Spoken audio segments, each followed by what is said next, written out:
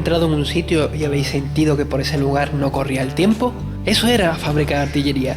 Y es que estamos ante uno de esos edificios que fueron condenados a su suerte por cuantos políticos han pasado por la ciudad hasta 2015, año en el que se decide recuperarlo para la ciudad. Pero, amigos míos, quizás sea demasiado tarde. Ahora somos miembros de la Comunidad Europea y según su normativa este sitio no cumple con las normas de seguridad necesarias y por tanto no puede ser abierto al público a menos que se hagan ciertos cambios. Cambios que modificarán el edificio, quedará igual, eso solo el tiempo lo dirá. Pero ¿dónde está la importancia de este lugar? Estamos ante uno de esos edificios que yo llamo únicos en su especie. Su origen se remonta a 1565, año en el que la familia Morel decide abrir una fundición a extramuros de la ciudad, y de aquí salen cosas tan importantes para Sevilla como pueden ser las campanas de la catedral o, aún más importante, el giraldillo que corona la Giralda.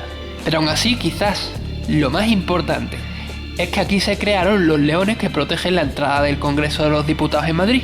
Que por cierto, os recuerdo que los moldes de esos leones están aquí, en Sevilla, en la Plaza de España. El caso es que a toda buena fábrica, si le va bien, realmente tiene que crecer, evolucionar, y esta no es menos.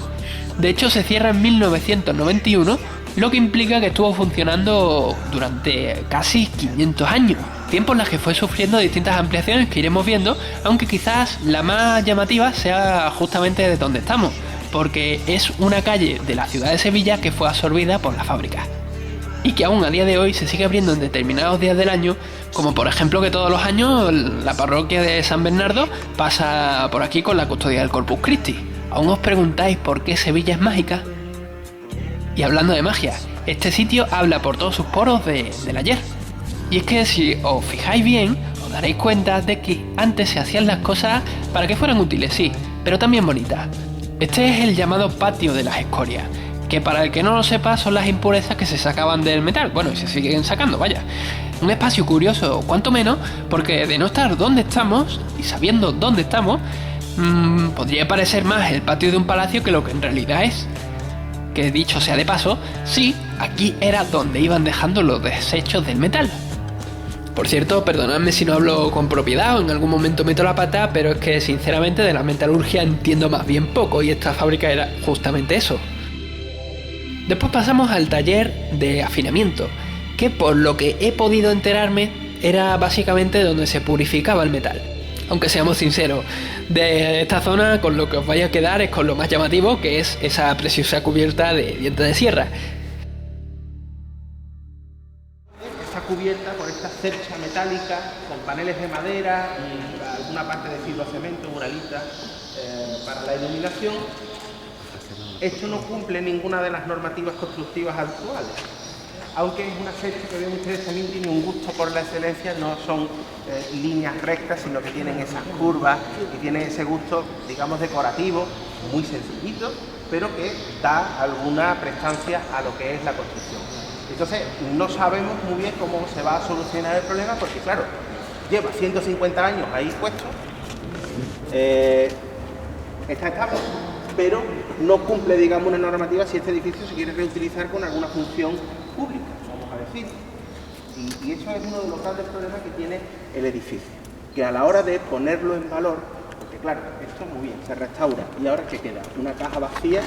Esto es como las casas cerradas, si las casas cerradas no se abren, se limpian, se airean y demás, se acaban estropeando otra vez. El problema es ahora buscarle una utilidad que no deforme en exceso lo que es la lógica de la propia fábrica y que respete en la buena medida los elementos constructivos y después que esos elementos constructivos no pongan en peligro, digamos, la seguridad o la continuidad de las personas que vayan a usar el edificio.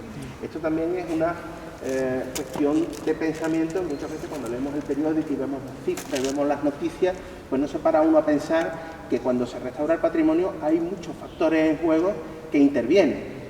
Tenemos algo que indudablemente es valioso, que cuesta mucho dinero restaurar, con lo cual hay que justificar muy bien cuál es el uso que se le va a dar. Y ese uso tiene que estar también en respeto con la propia obra. Con lo cual, esa complicación es la que demora muchas veces la conservación de edificios como este, que tienen una complejidad grande. Vamos a seguir. Llegamos ahora a otro sitio bien bonito, la Catedral de Artillería, llamada así porque justamente recuerda eso. Y bajo este techo y esta luz, amigos míos, se crearon los Leones del Congreso, que por cierto era aquí donde estaba la Fundición Mayor. Vamos, que aquí debía hacer un fresquito digno del infierno.